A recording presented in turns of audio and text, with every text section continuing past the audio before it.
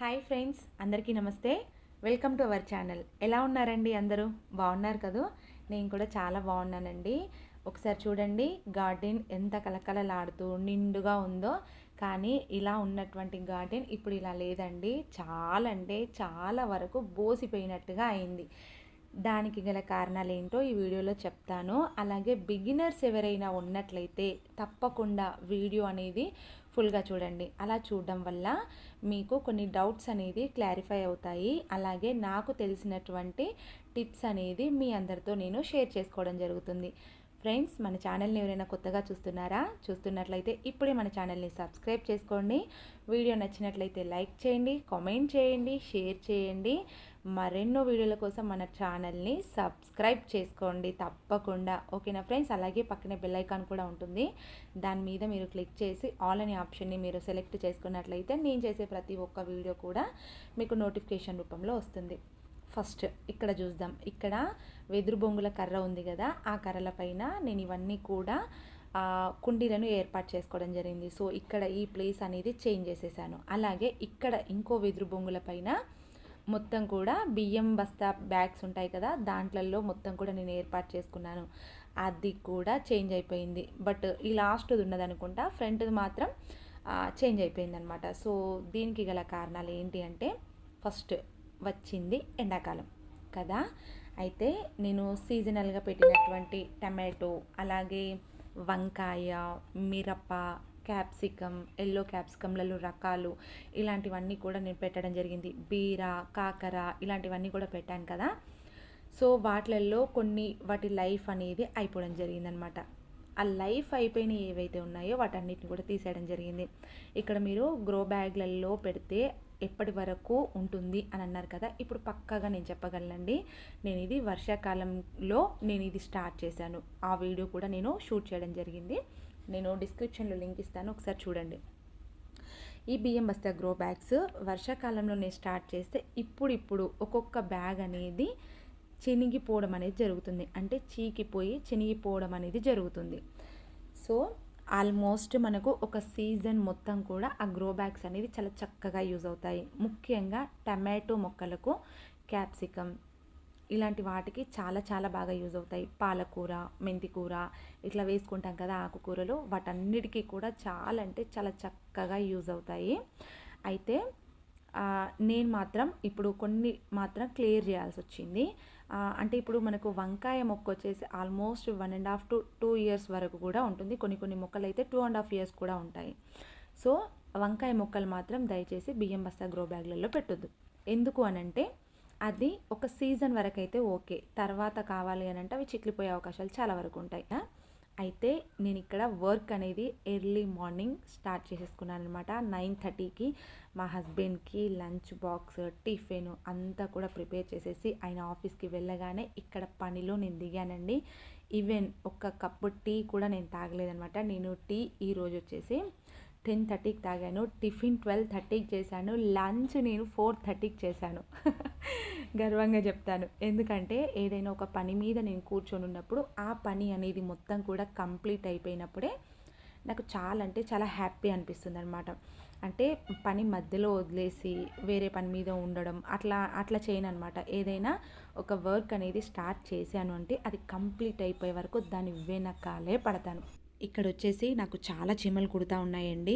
ఏంటంటే నేను కుండీలన్నీ కూడా జరుపుతున్నాను కదా, చల్లదనానికి మొత్తం కూడా చాలా వరకు చీమలు అనేది ఉండిపోయినాయి.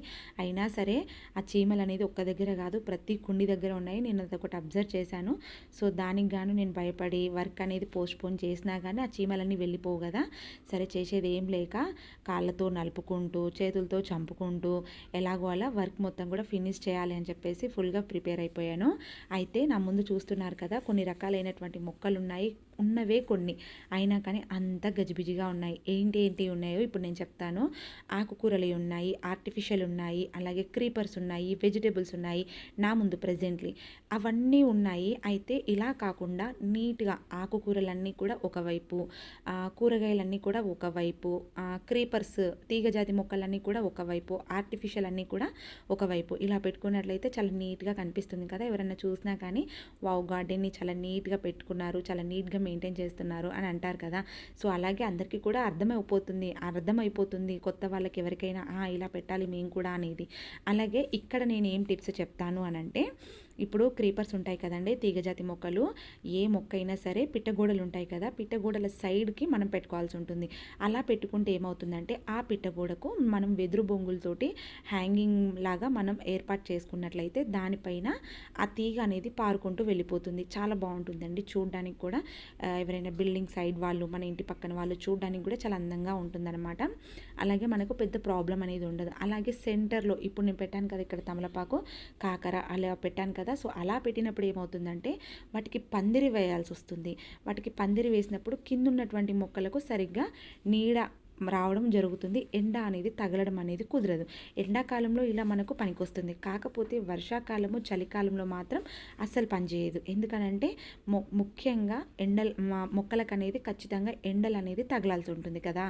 సో అందుకు గాను తప్పకుండా క్రీపర్స్ అనేది పిట్టగూడ సైడే పెట్టుకోవడానికి ప్రిఫర్ చేయండి. ఇది నా నెంబర్ 1 టిప్.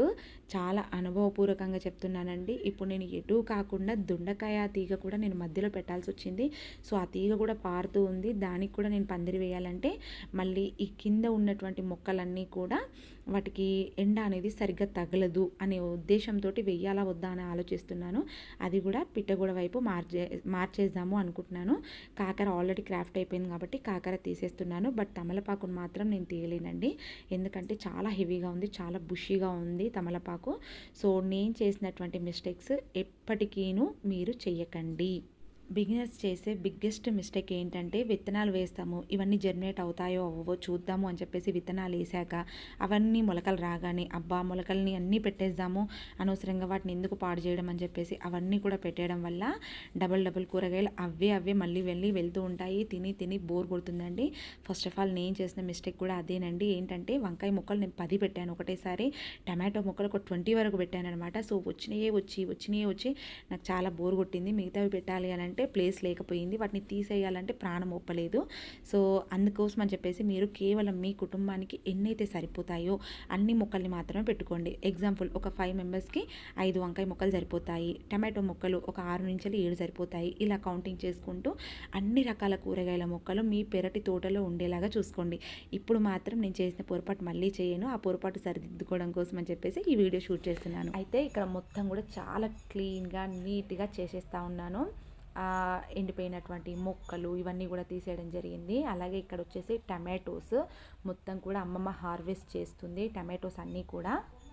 సో టమాటోస్కి బియ్యం బస్తా గ్రో బ్యాగ్స్ అనేది చాలా మంచిగా యూజ్ అవుతాయి. ఎందుకంటే అట్లీస్ట్ ఒక 4 to 6 months వరకు టమాటోస్ని మనం మొక్కల్ని పెంచుకున్నప్పుడు మనకు దాని లాభం అనేది కాయల రూపంలో మనకైతే రావడం జరుగుతుంది.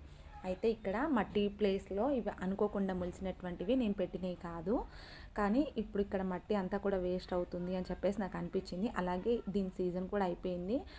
ఇక్కడ ఒక పచ్చకాయలు మాత్రం ఉన్నాయిలే కానీ మొత్తం కూడా ఎండిపోవడం జరిగింది. అందుకే ఈ టమాటో మొక్కల్ని పీకి పడేద్దామని చెప్పేసి మేము డిసైడ్ అయిపోయి టమాటోస్ అన్నీ కూడా హార్వెస్ట్ చేస్తుంది. చాలా వరకు చాలా బల్క్లో వచ్చాయి టమాటోసు.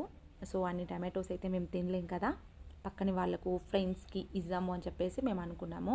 అంత కొంచెం గజిబిజిగా ఉంది గార్డెన్ అనేది. ఎందుకంటే నేను ఆల్రెడీ వర్క్ అనేది స్టార్ట్ చేసేసాను. అదే టైంలో వచ్చేసి అమ్మమ్మ మొత్తం కూడా నీట్గా టమాటోస్ అన్నీ కట్ చేసుకుంటూ ఉన్నదనమాట. చూసారు కదా ఇక్కడ అన్ని కట్టెలు, అది కుక్కపిల్ల మా అబ్బాయి మొన్నే తీసుకొచ్చుకొని దాన్ని సాదుకోవాలని చెప్పేసి అనుకుంటున్నట.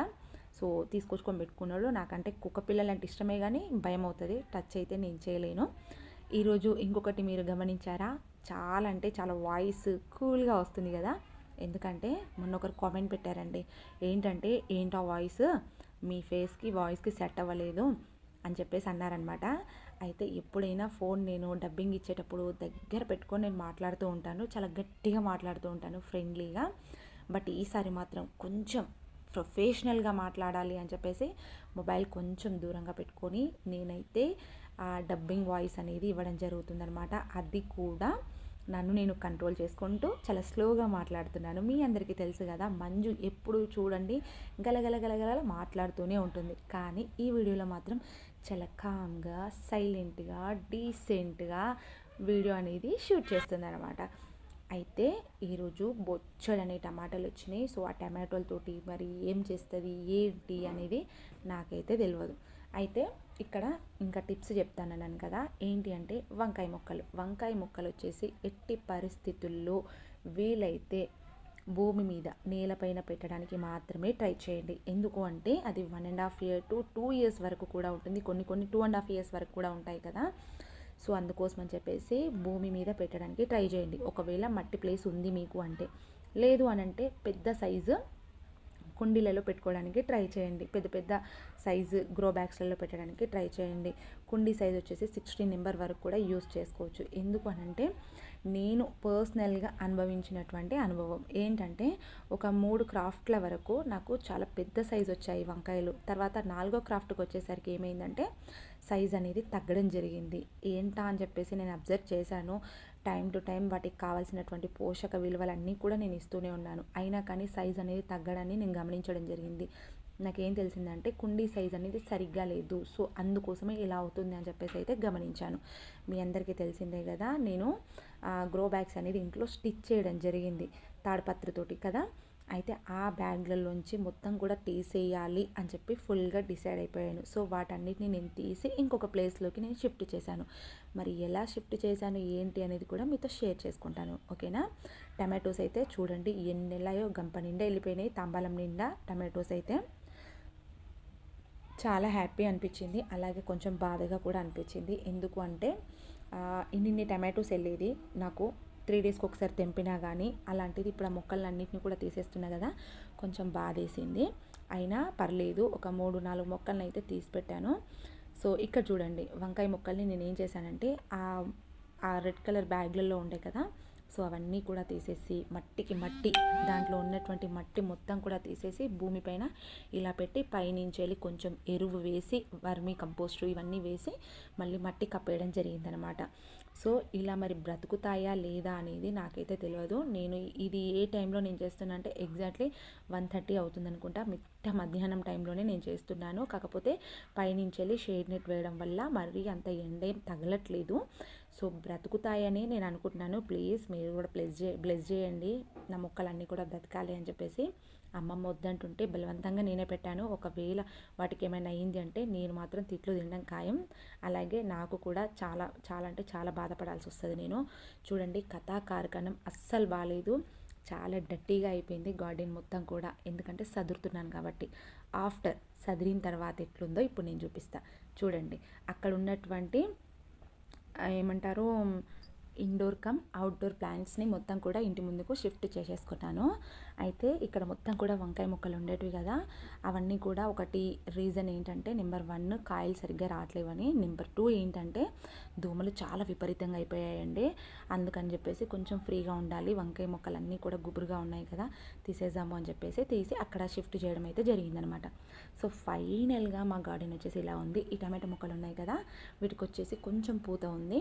అది కూడా కంప్లీట్ అయిపోయిన తర్వాత ఆ గ్రో బ్యాగ్స్ కూడా తీసేస్తాను. ఆ లోపు మళ్ళీ నేను టమాటోస్ అయితే వేసుకున్నాను విత్తనాలు, అవి కూడా వచ్చేస్తాయి 1 వీక్ లోపు. అవి ఆ మొలకలు వచ్చాయి అని అంటే 15 డేస్లో మళ్ళీ షిఫ్ట్ చేసేసి మళ్ళీ బియ్యం బస్తా గ్రో బ్యాగ్లలో పెట్టుకోవడం అయితే జరుగుతుంది. అయితే 2-3 వీక్స్ మాత్రం మాకు కూరగాయలకు కొంచెం ఇబ్బంది అనే చెప్పుకోవచ్చు నేనైతే. ఎందుకంటే కాకర, బీర ఇలాంటివన్నీ కూడా చాలా వరకు తీసేశాను. కాకర మాత్రం ఒకటే మొక్కుంది. చూసారు కదా ఎన్ని గ్రో బ్యాగ్స్ మిగిలిపోయాయో, చాలా వరకు ఉన్నాయి కదా. ఇప్పుడు ప్రజెంట్లీ వచ్చేసి నా గార్డెన్ అనేది ఇలా ఉందన్నమాట. చాలా అంటే చాలా బాధగా ఉంది. ఫస్ట్ ఆఫ్ ఆల్ క్లీన్ చేశాను, నీట్గా కనిపిస్తుంది. కాకపోతే గుబురుగా కలకలలాడుతూ లేదు అన్నట్టుగా ఫీల్ అనిపించింది అనమాట. సో మళ్ళీ ఎంత 20 డేస్ టు 1 మంత్ లోపు మళ్ళీ ఫుల్గా నింపేస్తాను. బాధపడాల్సిన అవసరం లేదు. ఇప్పటి నుంచి మళ్ళీ కొత్త వీడియోస్ అనేది మన ఛానల్లో రాబోతున్నాయి అనమాట. బిగినర్స్ ఎవరైనా ఉన్నట్లయితే తప్పకుండా మన ఛానల్ని ఫాలో అవ్వండి.